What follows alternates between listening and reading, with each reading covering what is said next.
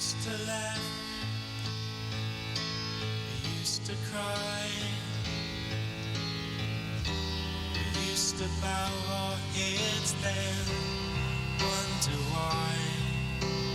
Now you're gone, I guess I'll carry on, make the best of what you've left to me.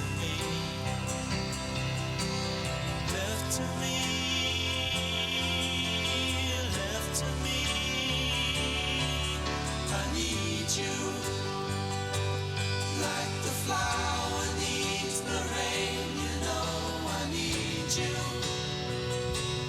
Guess I'll start it all again. You know I need you, like the winter needs the spring. You know I need you. I need you.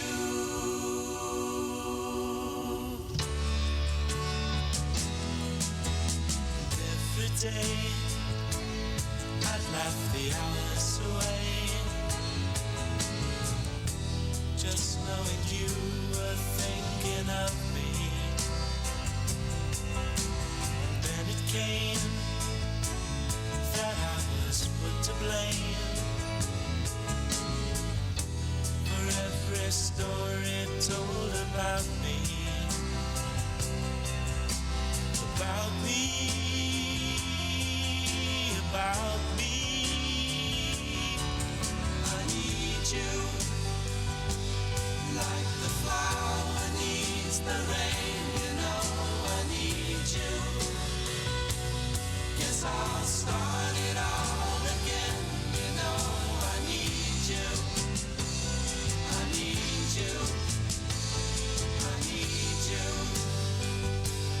Like the winter needs the spring. You know I need you. Guess I'll start it all again. You know I need you. I need you. I need you. Like the flower needs the rain. You know I need you. Guess I'll start it all again. You know I need you. I need you. I need you.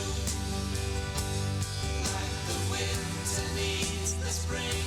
You know I need you. Guess I'll start it all again. You know.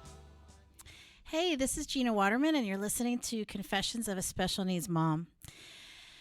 Welcome back. If you've been with us the whole time, I'm glad you're here again. And we are going to talk about faith over fear today.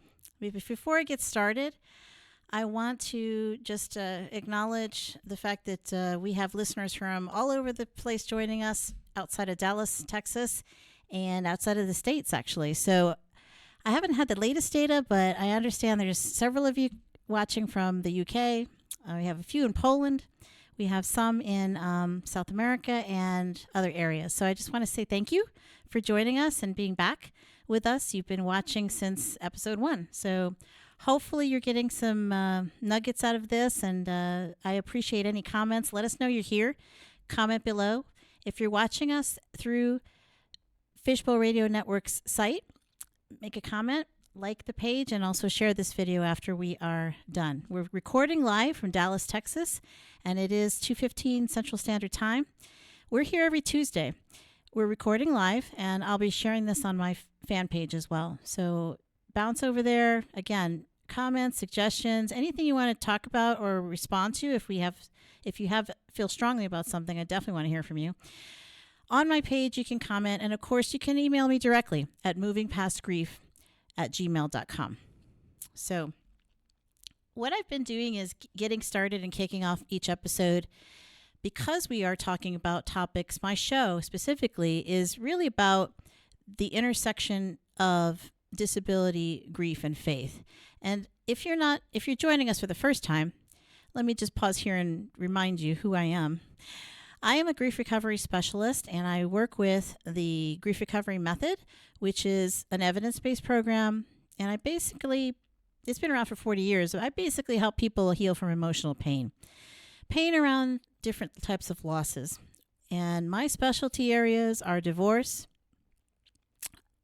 death, of course, and special needs parenting. And many people will think, well, what does that have to do with? I thought a person had to be dead in order for it to be considered a loss or have that kind of pain. But I found after I discovered this method that as a special needs parent, because my son has autism and he's 21, on this journey, I was experiencing grief that I had no idea what it was called that. But even though he's a living person, there's a lot of grief that we carry around with us as special needs parents, moms, dads, primary caregivers, grandparents, siblings, anyone who's got a loved one with a disability. There are different stages and ages, I call it, where they may not be hitting milestones. Their friends are, they're going through elementary, middle, high school, and so on. And as they get into adulthood, it's really prominent in our community. So that's what I'm here to talk about. All the things associated with that and just open up the conversation to some more serious matters and just I'm going to be upfront, honest, and unapologetic about several of the topics and things we talk about. And also, once I get some people on board, I'm really excited. And in 3 weeks, I've got a father that is going to join us, a dad, who will join us for discussion on February 10th. I'm booking some other people out, and primarily some parents. Many of them hold two hats.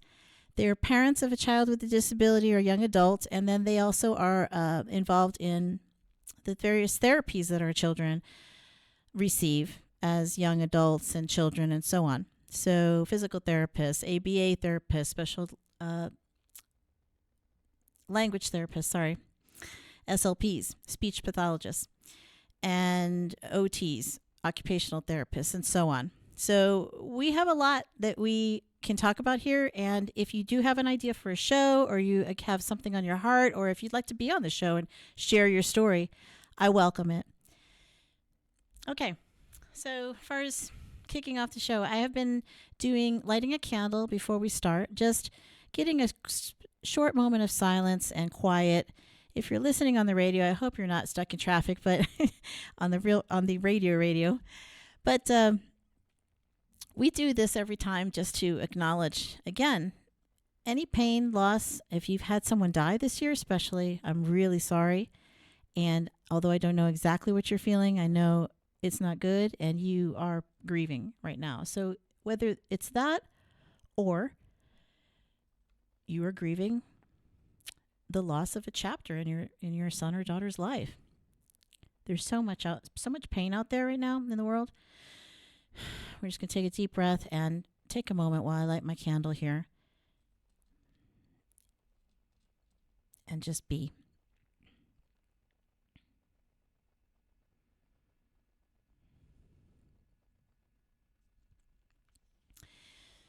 So, thank you for joining us again.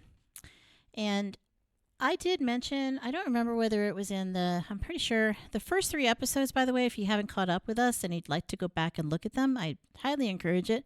The first 3 episodes, I tried to lay the foundation of, why I'm here doing this work and what are the accumulated losses or compounded grief, as some in the other training spaces of grief refer to it as. But the accumulated grief I was carrying around with me. And I'm not going to go over all those here, but you're probably, if you're joining us for the first time, wondering and watching why I've got this little monkey here to my side.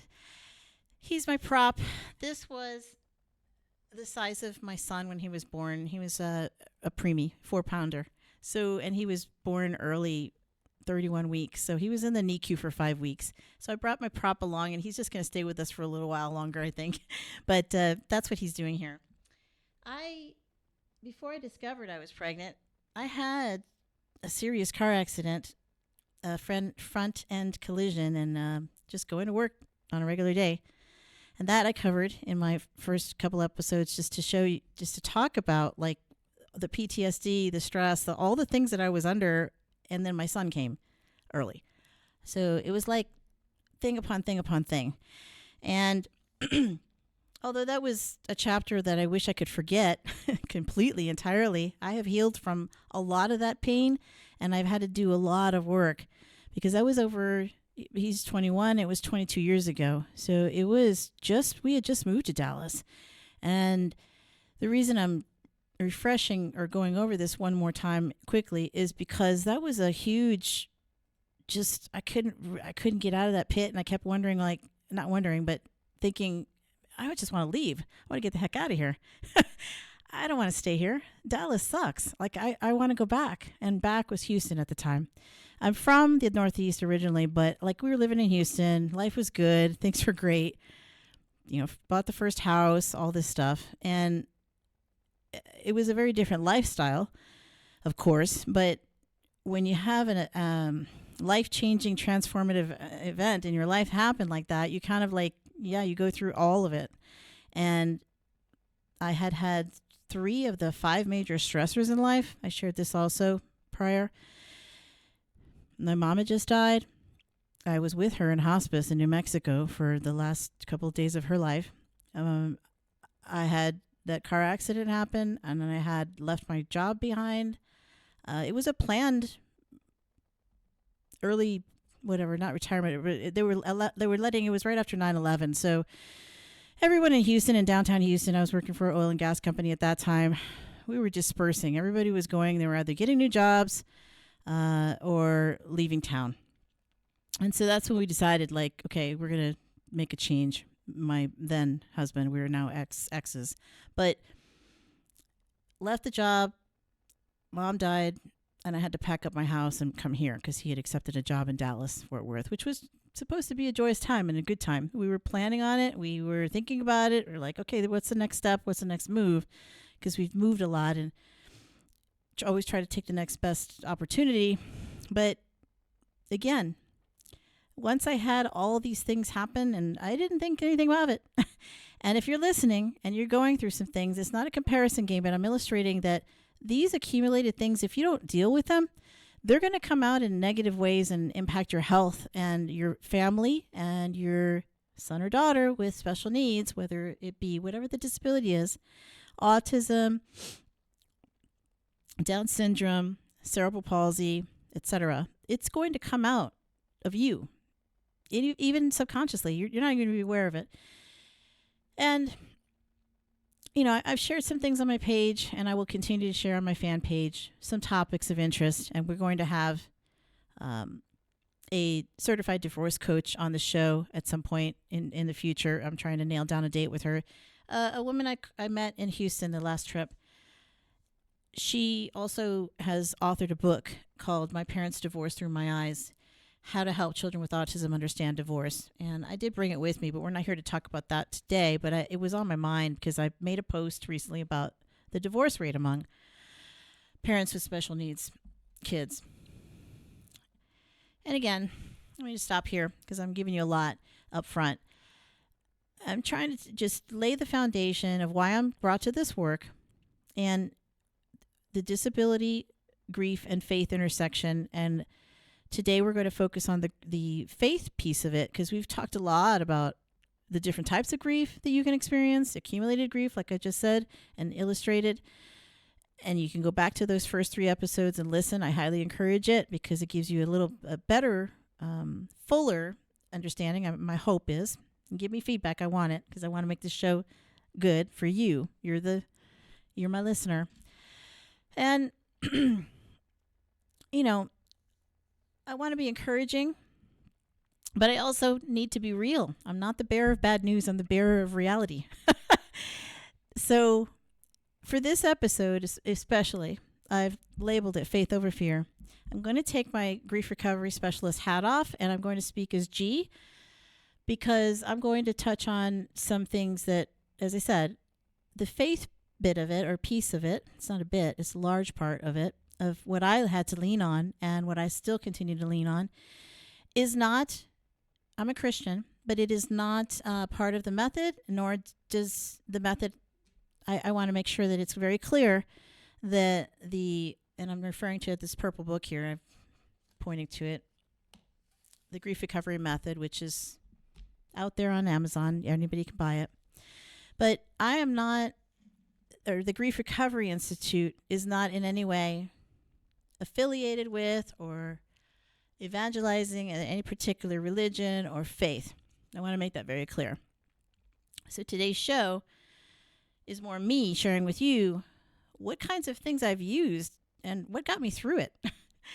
Because I used to think, and I'm going to say this, and it may not be popular, and it's not to hurt anybody's feelings. I used to think, and I even verbalized it to my closest friends when this happened to me, November of 2003, that, you know, my husband, he's my rock, he's my guy, like he's got it, you know, he's helping me with all these things, and we don't have family here. We had family a few hours north, his family, my extended, right, my in-laws, but we didn't get to see them a lot, and it was a very stressful time. With the kickoff, as I said to you, I wanted to go back. Send me back. And for me to say send me back to Houston is a big deal because I'm from Jersey and upstate New York and New York City. I grew up in New York City as well as a kid. That first flood / exposure, the very first week we were living there, I was like witnessing people on top of a bus. This is diverting a little bit, but this is what I witnessed. And I was like, I think we should go back to New York. It was like what do you call that? Tropical storm. It was Tropical Storm Allison. I remember it clearly because we were living downtown as well in Midtown Houston and trying to get to our house, not just a few blocks away off Louisiana Street down the road from where we worked. And I was like, there's people on top of a city bus and there's water rising. Like, I can handle snow and ice. I don't know if I can handle rising water. So for me to say that I wanted to go back to Houston was like a big deal back then. Anyway, on with my show. I have this book, if you want to put this up now, the Keep Calm and Trust God. I had referred to this in my, I think, episode 2 or 3. This is a little book I carry around with me, and I didn't really go into detail, but today I'm going to. In my car. It's just been in my car since, forever. Somebody gave this to me, I think, as it was a gift at my dad's funeral service in 2015. That's how long I've had this thing. It's fallen apart. You can get it in like Kroger and other places. I know you must be able to get it online. It's written by Choice Books, Word and Spirit Publishing. And it's a handy thing because it's a quick, something that I've used. The table of contents has it broken down by anxiety, worry, fear, depression, etc. What we're going to talk about today, I thought we'd use this and just show you some of the things in here that have been really handy for me to just take a moment when I'm parked or have been in the pickup line. I don't do carpool anymore. My son takes the bus. But when I am stressed or when I'm just like, wow, I can't believe I made it through this morning. It's only 8:30 and I feel like I'm exhausted and how am I going to make it through the rest of the day or the week for that matter? I have a lot on my plate. You can maybe relate. So again, I'm not here to say anything other than this has helped me. And it's just one way. It's not the only way. It's one of many ways. I have a huge community to lean on. And I hope you do as well. So I'm going to encourage you to do that. But we'll talk about that in a little bit. So that the chapter Fear starts with a quote by Nelson Mandela. And it says, I learned that courage was not the absence of fear, but the triumph over it. The brave man is not he who does not feel afraid, but he who conquers that fear. So the book has a little chapter about fear, prayer, some scriptures that it pulls out. And fear, it starts off with fear may be your greatest enemy. It can steal your joy, rob your peace, and paralyze your faith. It can dull your senses, confuse your mind, and produce irrational thoughts and behavior. Fear can cause us to say and do things we would never, ever consider under normal circumstances. It takes on many forms. It can show up as a small dread or as a paralyzing and crippling force that renders us helpless mentally, spiritually, and physically. Whatever its manifestations, it's essential that we recognize fear is a spiritual force that can negatively impact our lives and can only be conquered by a greater spiritual force. our faith in God. So there's a prayer, which you might see now on screen. Again, you'll see my little notes here, and I've just underlined and make little squigglies and whatever. But this is what I use, and I'll say it out loud and go through it. I won't read this out to you right now. You see it on the screen. If you want to look at it later, you can. And I just want to remind those that are Christian in our faith, fear not, right? It's in the Bible. Do not be afraid. It occurs how many times in the Bible? It's 365 times in the Bible. One a day, basically, for every day of the year, right? So it's just a reminder, when you are feeling overwhelmed, and I'm choosing fear today because there is so much that I think as parents, there's fear, worry, there's all kinds of stuff, but like I feel it, I sense it out in the community when I'm with people or within a group, and no one really wants to talk about this, but we're all feeling it. The fear of the unknown, the fear of the future. How am I going to do this? How am I going to pay for it? Insurance doesn't cover this. All the things. He's getting Social Security now. He's at an age. We've got to get guardianship over him. What are we going to do? Are we going to do fully supported guardianship, or are we going to do partial supported guardianship? Who do I call? What did you do, Gina? What did you do, Sarah? What did you do, Lisa? And then there are the fathers. You know, this is a show called Confessions of a Special Needs Mom, and I'm sharing with you my story. I'm the mom. We're going to have dads on this show to share their point of view. What are they feeling? How many times have we actually stopped I want to stop here. How many times have we actually stopped in your last month or two, ladies, when you've been at a function, whether it be a dinner, a luncheon, a breakfast, whatever, or a school meeting? How many times have you seen a dad there or heard him speak up about what he's experiencing? I can count it on one hand, right? I was just at a presentation last week, actually, up at the school. My son's school is fantastic and very wonderful people and staff. And there were 2 teachers giving the presentation. It was on safety and technology and so on. And it's not that they're not able to or invested in our kids. It's that typically we break it down and they are busy working or doing something else or holding down the fort with insurance for our kids. And it doesn't mean to say that the women and ladies are not working. The moms are doing their portion of the work. Whether you're a traditionalist like I was when my son was young and I stayed home while my then husband worked, and vice versa. There's a lot of stay-at-home dads. We're not here to talk about that or get down on that at all. I'm just saying, how often do you hear from the dads? They're struggling too. I can guarantee it. I've actually had conversations offline with some dads, or just a quick text like, hey, by the way, I'm facing this, or hey, I really appreciate you doing this show because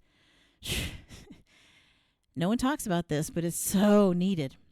And it's so needed to get these topics out there and also to help our community because we have a hurting community.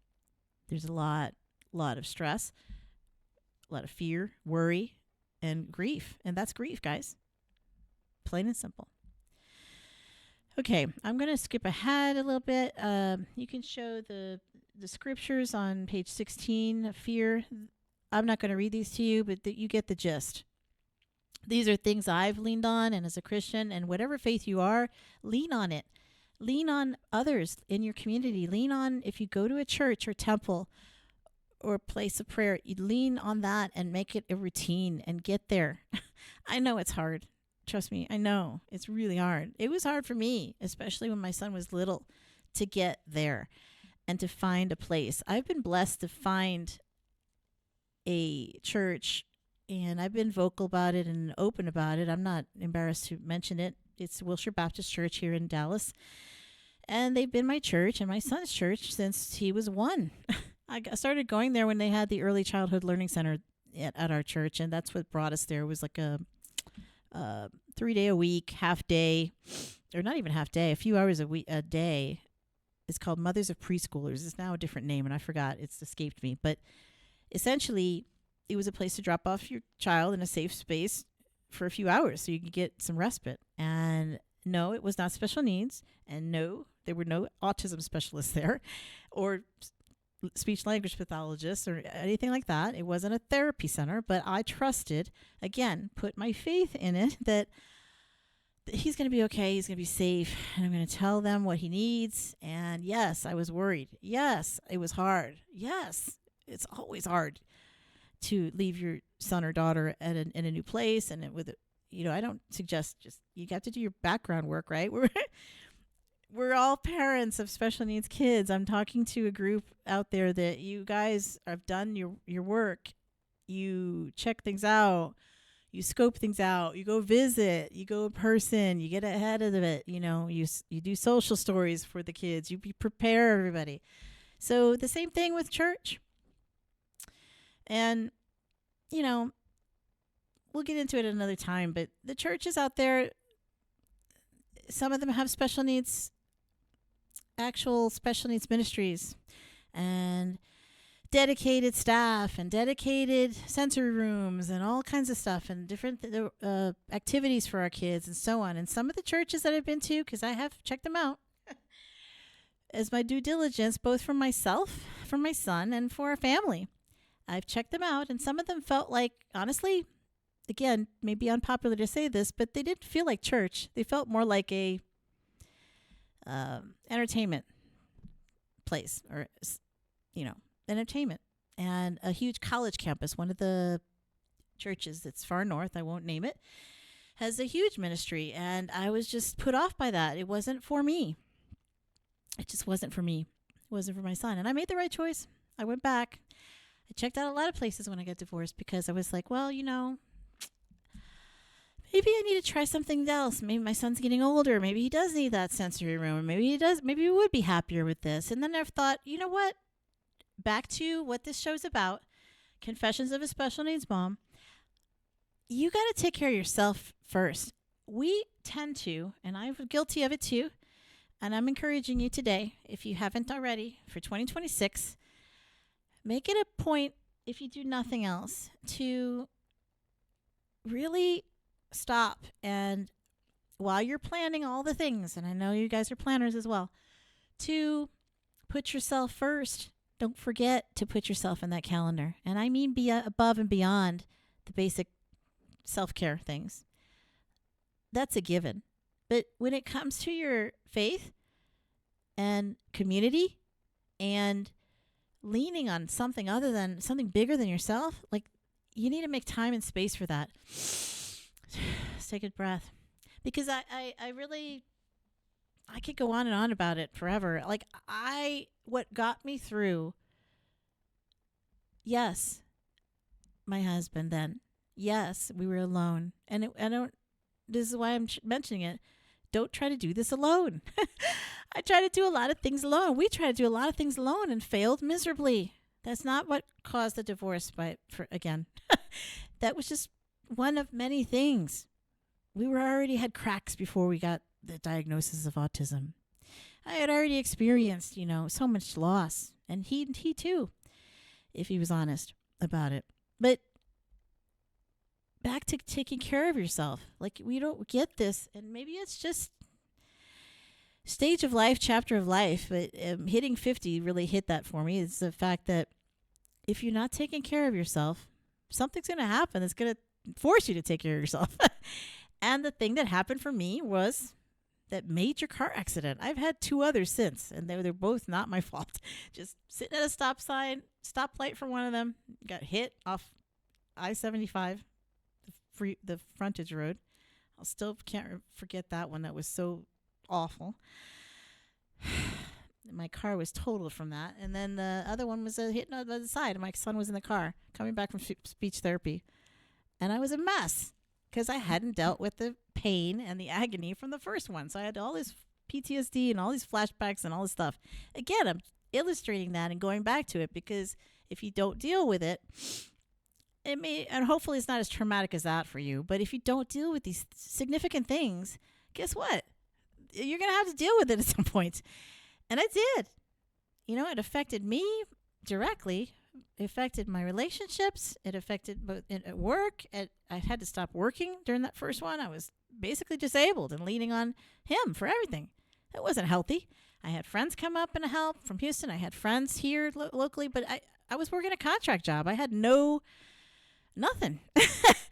So I leaned on my faith, and this is what we're talking about today.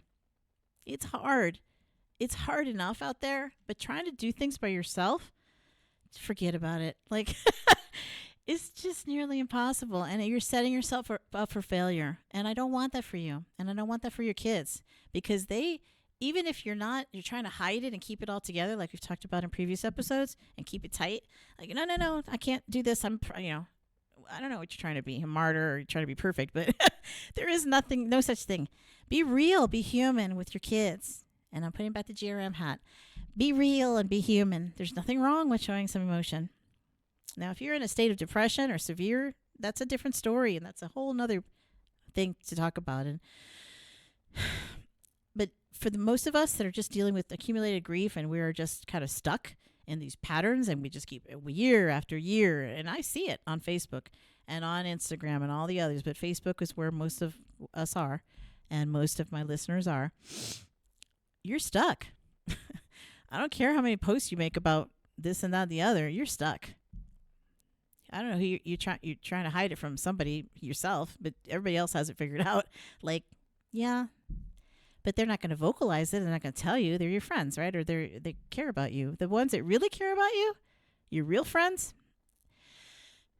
I'm praying today that they're going to get the guts to tell you and help you out, because without them, it's never going to happen. And I'm here. You have me to hold you accountable and lean on. 2026, take care of your emotional health. If you don't do anything else, like, take care of your emotional health. And I mean, sign up for one of our grief recovery workshops. We do groups, small groups. We do one-on-ones. You won't work with me directly if you know me. I'll find somebody in the area. And you can go to our website right now, griefrecoverymethod.com, and look up. There's a look up there with whatever city you're in, and you'll find somebody to work with. And if you contact me on movingpastgrief@gmail.com, tell me your situation. I'd be happy to match you up with someone. I have a lady here in Dallas that I work with. I still do my own stuff. It's necessary and needed. As grief recovery specialists, we have to continue to do work on ourselves, because guess what? Life happens, and it's still happening. And I'm still going through grieving events and lots of grief things, many of them minor. I say minor. They're major to me. But, we don't need to get into the details of that. I've shared it in the past episode. The breakups, the this, the that, the other, my son's graduating soon. I'm getting, not anxiety, but the feeling of like, okay, what's next? I know what's next. Working with his dad, co-parenting issues, things that we're as divorced people, that we have to constantly, like, are you going to do this? Are you going to pick up on Thursday? Am I going to pick up? What are you doing? I'm traveling. I'm unreachable for 4 weeks or 2 weeks or whatever. All the things you got to manage, you get another layer of that, a bonus, I say. As a divorced parent, you get a bonus. I've been talking a lot. I'm going to take a break here, but I just want you to realize and think about, as we break, what can I do? Baby steps to make my life a little easier and address my emotional pain, so I'm not carrying that over into my relationships, and so that my kids get better. So take a break here.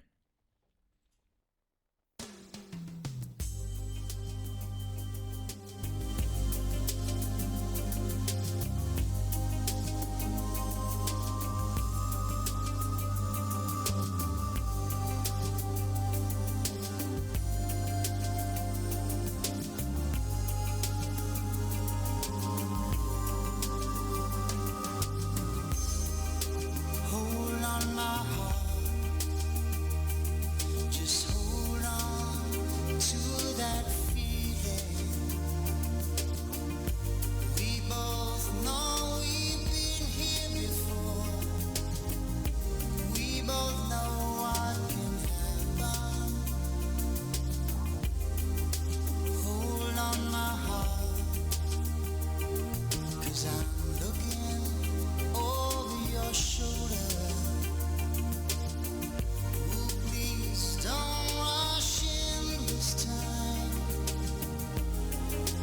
show her how you feel.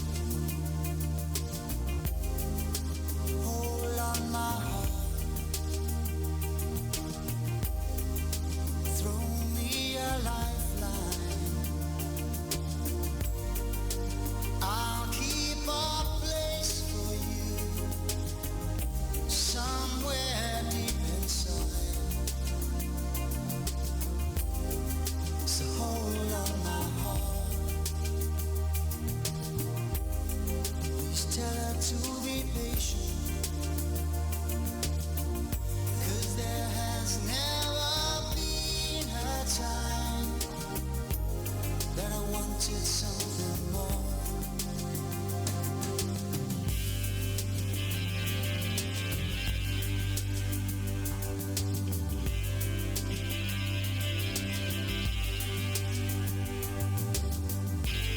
If I can recall this feeling, and I know there's a chance, oh, I will be there. Yes, I will be there. Be there for you whenever you want me to. Whenever you call, oh, I will be there. Yes, I will be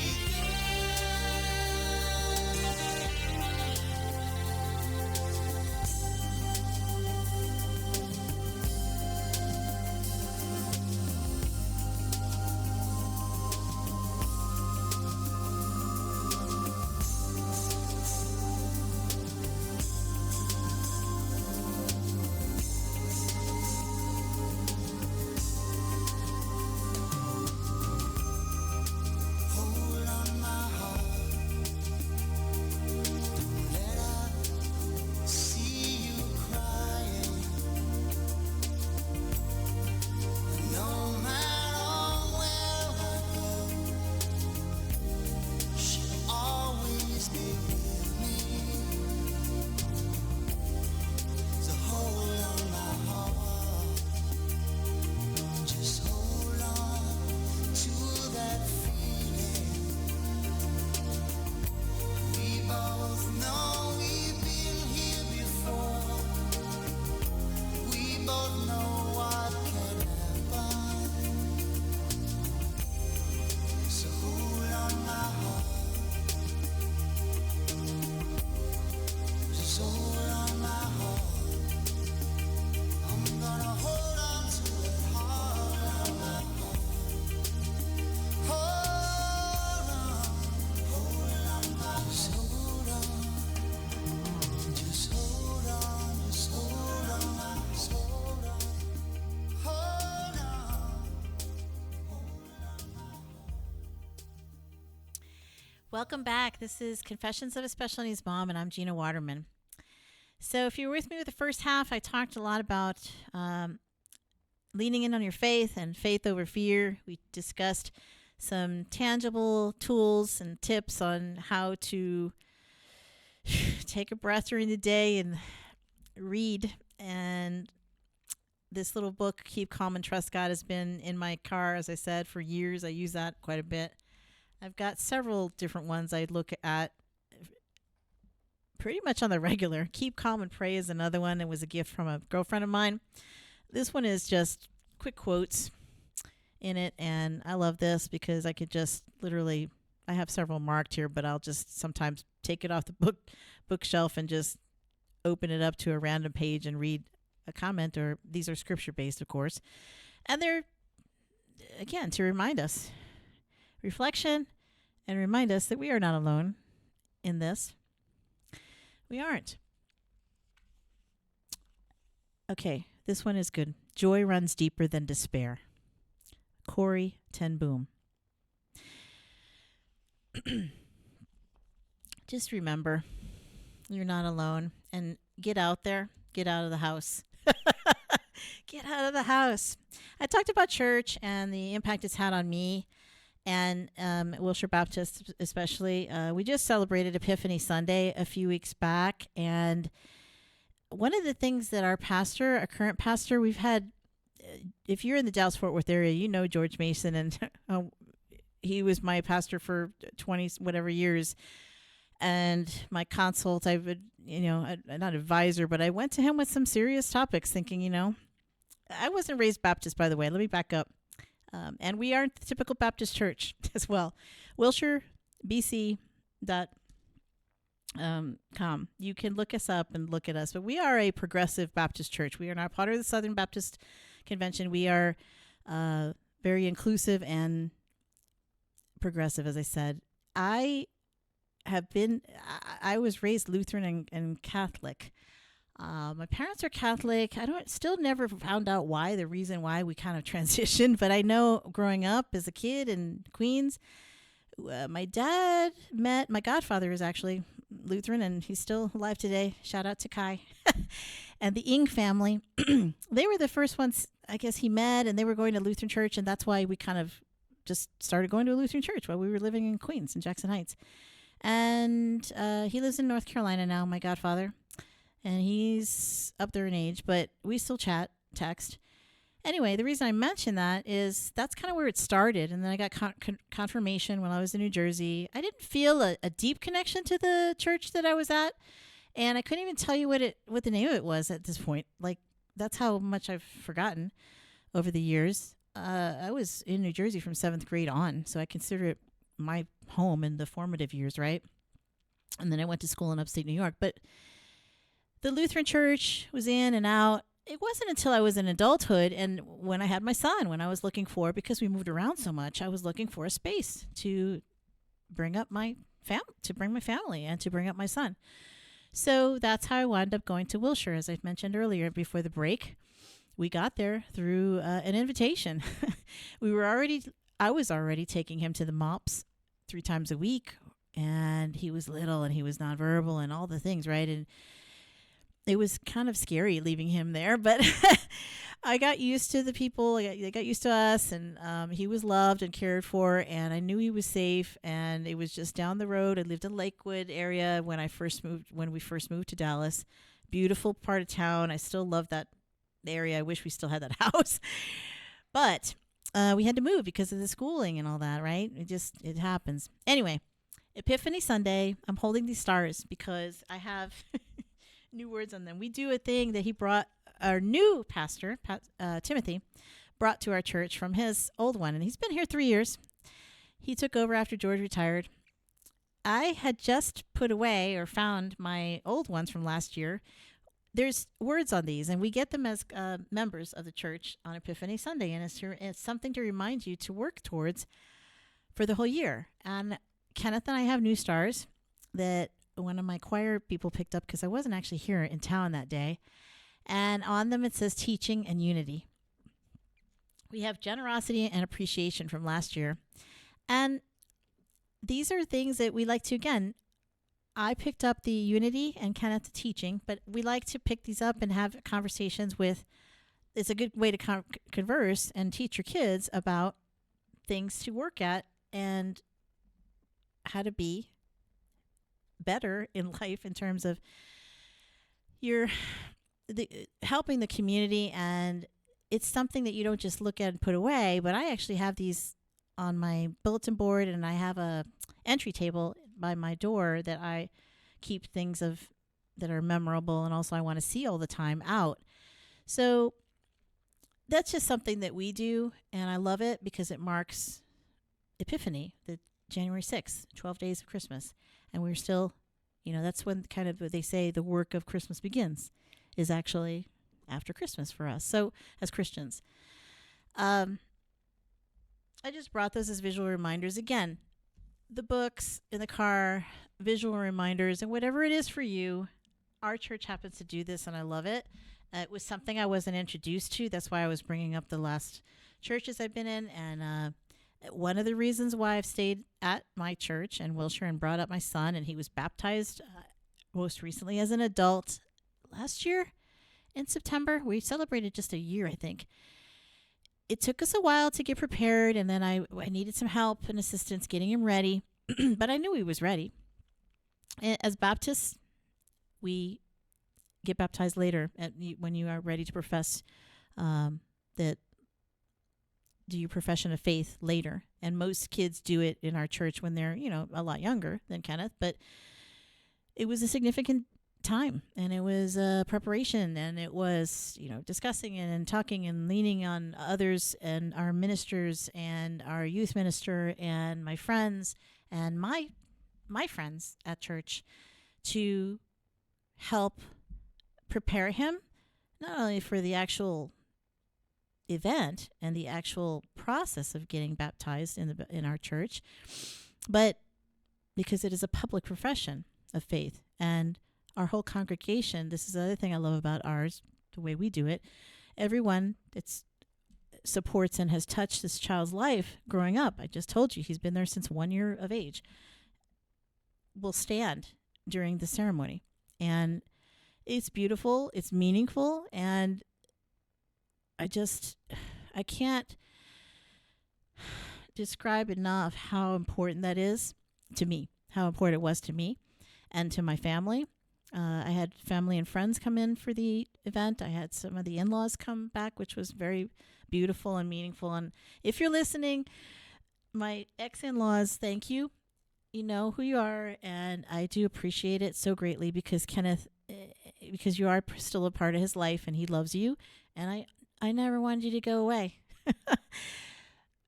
Just because I divorced your brother doesn't mean that you should go away. You're part of my son's life. So again, these are meaningful things and meaningful ways that you can, and if you haven't done it or you're thinking about doing it, whatever it is for you, your faith and so on, I encourage you, get help, lean on those people. They're your family, your faith family. They are my faith family. I fully am open about this, and I encourage others to be and to lean on it. I actually had, come to think of it, asked one of our, I think we were at one of the galas recently for a nonprofit that, if you're in Dallas, you know of it, the I Belong Gala.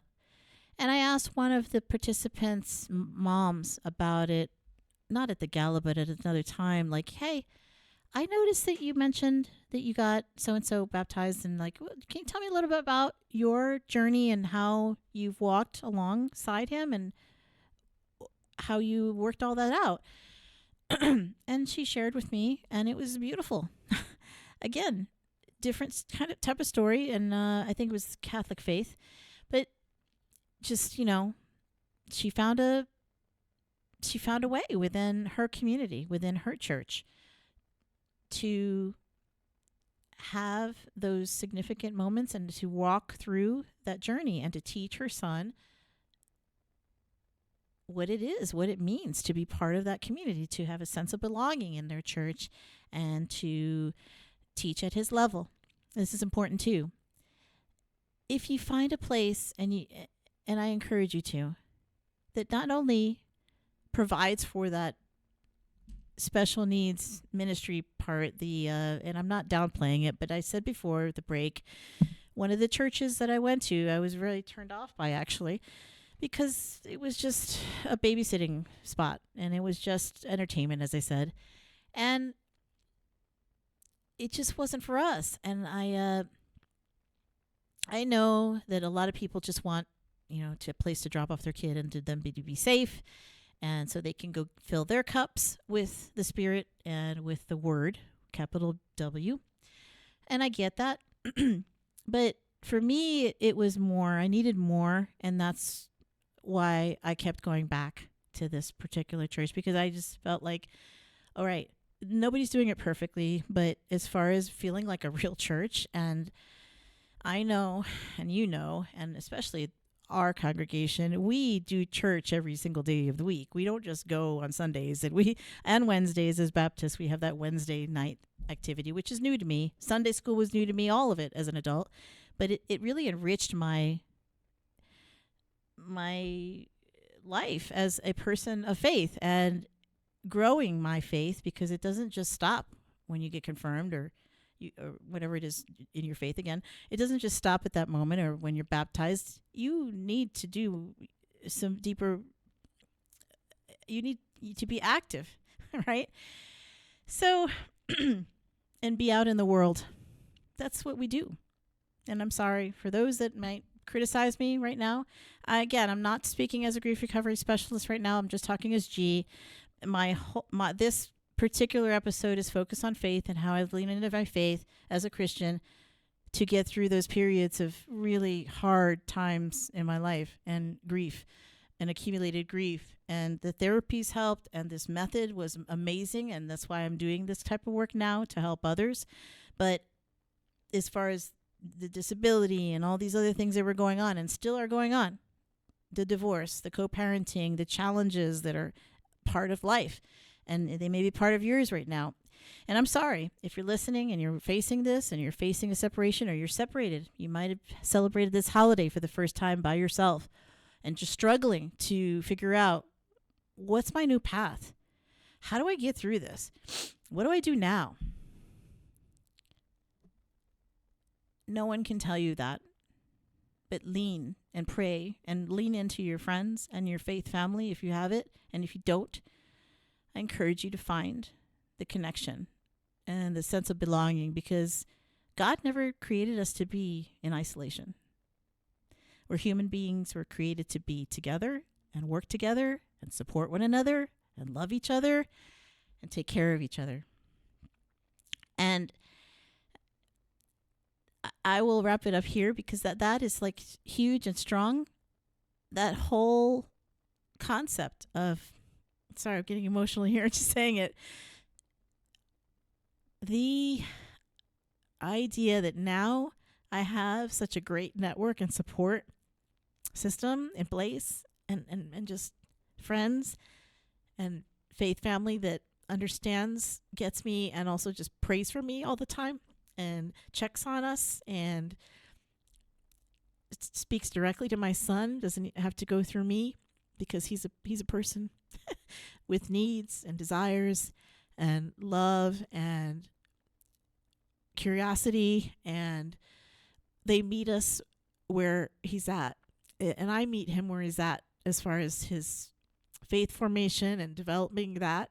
It's huge for me. I'm tearing up, and that's normal. I didn't think I was going to get this emotional, but it's huge for me, and I just want to say thank you. If you are listening, this is Confessions of a Special Needs Mom. I'm Gina Waterman, and we've talked about some serious things today, and I hope you found some nuggets here that you can use for yourself and for your family, because it's all about the family, and it's about our kids. Ultimately, this discussion about disability, grief, and faith, it's all about our kids. We want the best for them, right? We want to do better. And if you don't take care of yourself first, emotionally, physically, spiritually, then none of it matters. It just doesn't. None of it matters. So I encourage you, do what you need and reach out to me if you don't know where to start. It can be overwhelming. I get it. None of this happens overnight. This took me about 10 years, solid 10 years since my dad passed away, and I was really, really in the dark space, because that was pretty, it was just a significant moment for me, losing my last immediate family. And I knew it was coming, but you never prepared for all the things you have to handle. And handling his estate and closing out everything in New Jersey from 1,500 miles away was not fun. Not fun at all. And thank you for the people who were there journeying with me and helping me to do all that, and then getting his ashes in the lake and so on after that a year later, and helping me with my son, because it was just me and him journeying up there to do that. And I included him in that because it was significant. Okay. All right. Thank you for listening. Comment below. Let me know you're here, and come back next week.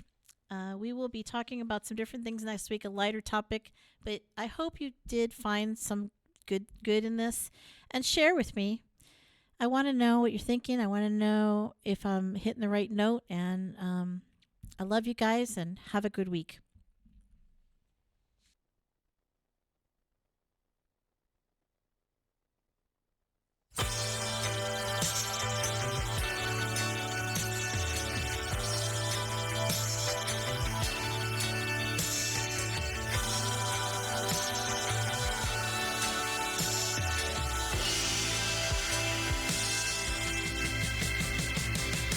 Too many broken hearts have fallen in the river. Too many lonely souls have drifted out to sea. You lay your bets and then you pay the price. The things we do for love.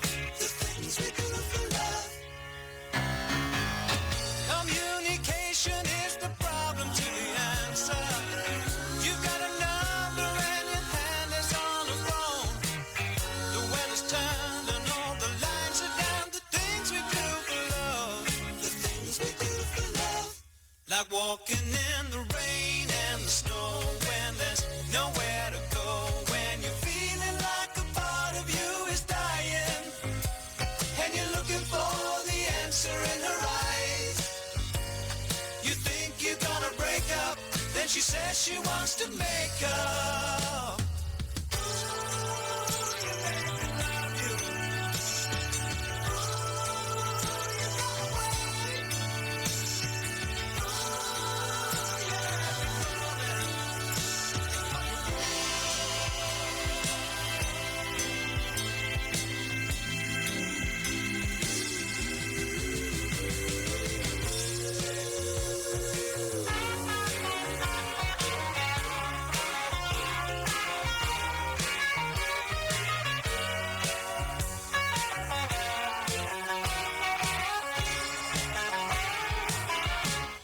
Like walking in the rain.